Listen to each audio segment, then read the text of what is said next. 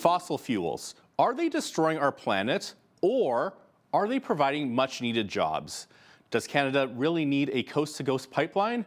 Well, joining us today from Calgary to discuss this and more is Cody Battershill. He's the founder of Canada Action, which is a volunteer-led grassroots movement encouraging Canadians to take action in support of the natural resources sectors of our nation. Cody, it's great to have you with us. Welcome back to Bridge City News. Thank you so much for having me back again. I appreciate it. Absolutely. And Cody, it's really something to see almost all of our federal political leaders supporting the idea of building a coast-to-coast pipeline after years of blocking pipeline development. Any thoughts on why it took Donald Trump's tariff threats to change our collective mindset? Well, I think it's a reminder that we currently sell most of our exports to the United States, and oil and gas is Canada's largest export, and most of that's going to the United States. So with the Trans Mountain expansion, we are now selling more oil to more countries than ever before, but it's still a small percentage of our total production and our total exports. And when your top trading partner says they might all of a sudden impose a tariff, I think it's a reminder that as Canadians, we should control our own economic security and have that necessary trade diversification. And that means building pipelines, ports, power lines, railways, and roads to empower the communities, the families, our fellow Canadians who make up our natural resource production so that we can control our own destiny, maximize the value of our resources, and have a stronger economy in the future. And looking at a recent Angus Reid poll, we learned that 79% of Canadians surveyed say Canada needs oil and gas pipelines going from sea to sea. But there's still the hurdle of the province of Quebec. Do you think Quebec politicians will change their mind on this? I think we've seen a lot of movement. And I think over the years, over the last 10 to 15 years, Canada Action and many of your listeners, many of your viewers today have been strong proponents for a strong resource sector to underpin our quality of life. Now we're seeing more provinces, more of our fellow Canadians recognize that. And it's a missed opportunity. We did not build Energy East when it was originally proposed. It was a regulatory roadblock after roadblock put in front of that project. But we need to get that project or a project like that built to connect Eastern Canada to Western Canada. We also have to remember we're still importing billions of dollars per year of oil, even from places like Saudi Arabia and Nigeria. Let's make sure all Canadians can access Canadian-made energy and natural resources to have better security and a better economy. And this is a very important topic with what's going on right now with President Trump. But Quebec has traditionally been one of those roadblock provinces, and which is odd considering they get equalization payments from Alberta, which come from oil and gas. So do you see like any type of shift happening specifically with Quebec on this? We've seen some polling numbers showing that in Quebec, there's more support for a pipeline like Energy East, also for revitalizing their LNG project that was also canceled by the federal government right around the time of the Russia invasion of Ukraine. And it's interesting when you think about how many countries in Europe and Asia have been literally asking for Canadian-made oil and natural gas in the last 3 years and longer. This is the time to bring our country together. I think we need to be working hand in hand with our fellow Canadians and other provinces, including Quebec, to build that consensus, rather than looking back and saying we made that mistake.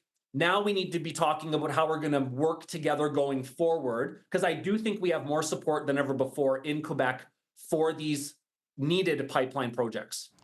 Now, there's been a lot of humming and hawing over the years, and obviously a coast-to-coast pipeline isn't something that's going to happen overnight. What kind of economic impact will it have on our nation should we not get this coast-to-coast pipeline? Well, we're going to continue to be forced to import oil from places like Saudi Arabia, Nigeria, and many, many other countries. Yet we do get most of our oil imports from the United States. But I think if we could get that pipeline built, we might then see more investment in refining capacity so that, again, all Canadians can buy Canadian-made energy. I think that should be a goal.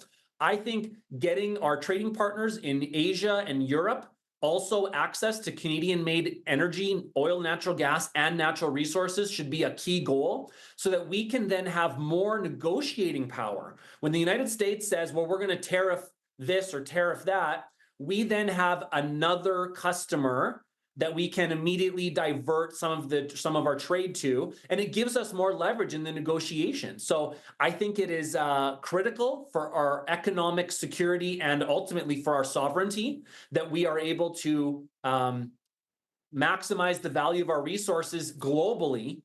And that's what the United States is doing, by the way. They're now the world's largest LNG exporter. They actually buy a lot of Canadian oil and then resell it to the world. Let's keep that money in Canada. Let's sell it ourselves to the world. And you mentioned a couple of times how reliant Canada is on Saudi oil. Alberta oil and gas is sometimes referred to as dirty. How does our environmental record stack up against the rest of the world's fossil fuel providers? You know, it's a really good question. Unfortunately, the federal government implemented some legislation to sort of restrict our ability to talk about Canada's environmental record. That was C-59. So I have to be careful what I say. I don't want to get offside with that legislation, which is, in my mind, limiting free speech and limiting our ability to talk about what Canadians have been doing. I think we need to get back to the country. We need to get back to a place where we're able to talk about what we're doing, attracting job creating investment, building pipelines, getting more international companies coming back here to create jobs and prosperity. We need to sort of unwind the anti-energy, anti-resource sentiment that has been allowed to spread the last 10 to 15 years. We've seen something like $670 billion of resource investment canceled, stalled, suspended. And let's be honest, those cancellations, all these protests against Canadian-made pipelines and energy, it hasn't reduced global consumption by a single drop. What it's done is it's helped other producers at Canada's expense. We as Canadians need to ask ourselves, do we want to continue to help other countries benefit economically, or do we want to be balanced, support local, buy local, build local, and support our families and have control over our economic future? And that means getting back to building.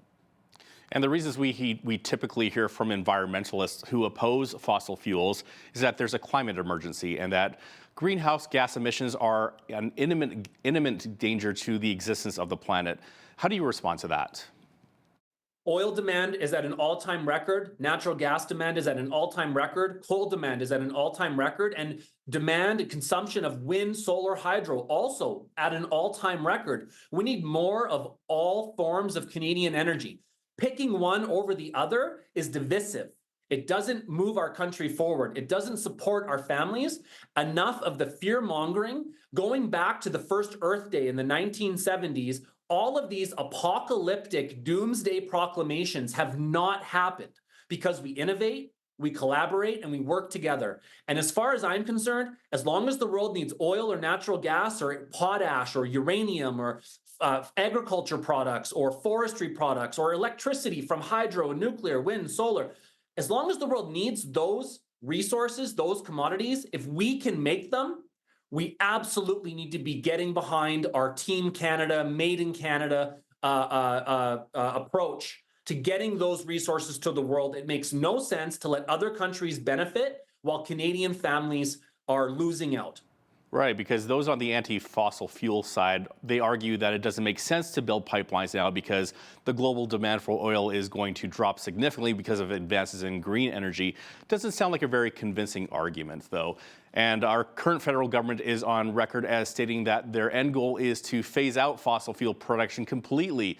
But that doesn't even make sense either, considering how many products we use every day that are made from petroleum products. Do you have a list of products made from petrochemicals just to highlight, our reliance on Canadian oil and gas? Well, here's a troubling question. Who lives and who dies? Half the world's food is grown with fertilizer produced with natural gas. So who chooses who gets food and who doesn't get food? It is ridiculous. It is nonsensical. It is full of fear and falsehoods to say that we can transition today. We can't. We need all of the above.